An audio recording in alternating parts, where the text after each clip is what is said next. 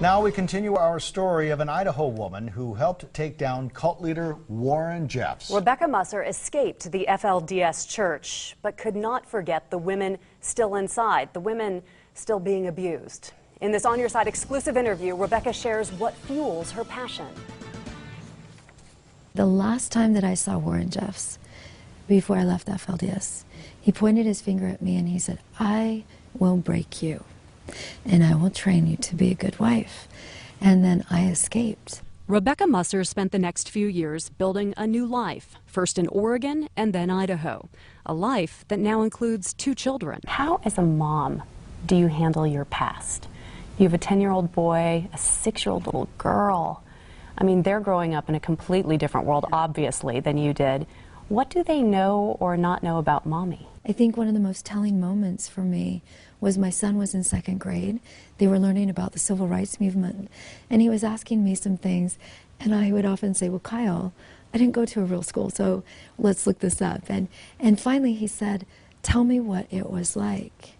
And as I described my childhood and a normal day to him, his eyes got bigger and bigger, and he said, "Mom, you were a slave."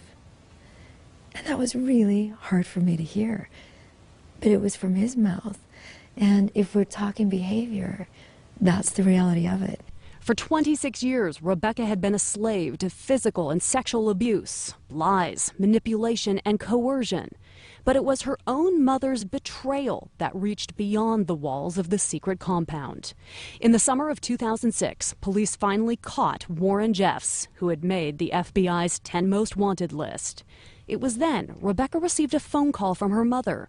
She wanted to know if Rebecca would testify against him. And she said, "Well, honey, I would rather see all of my children laid in the grave than to see any one of you stand up against our prophet." And she has 14 children, and that was the last time I spoke with her. Rebecca did become a star prosecution witness, taking the stand 6 times in the Jeffs trial. Each time choosing to wear a color she felt showed strength and defiance. So when I saw him in the courtroom, I wanted to send a message that I was not broken, and I wore red. I knew he would get that message. A jury sentenced the polygamous leader to life in prison plus 20 years for sexually assaulting 2 girls, ages 12 and 15, that Jeffs claimed were his spiritual wives. It was vindication for the witness who wore red and would go on to help indict another 10 top men in the FLDS church. Is there one part, Rebecca, of what you've gone through that you would say is absolutely the hardest thing? Was it sexual violation? Was it the grooming process altogether? Was it feeling betrayed? Is there one thing that you can kind of pinpoint and say, that's a trigger for me? I think all of what you've named is a trigger, but they all have the common factor that with grooming, with sexual violation, with being betrayed, there's shame involved, and shame directly affects our sense of self-worth. Now, at 37, with plenty of therapy, Rebecca's moving forward.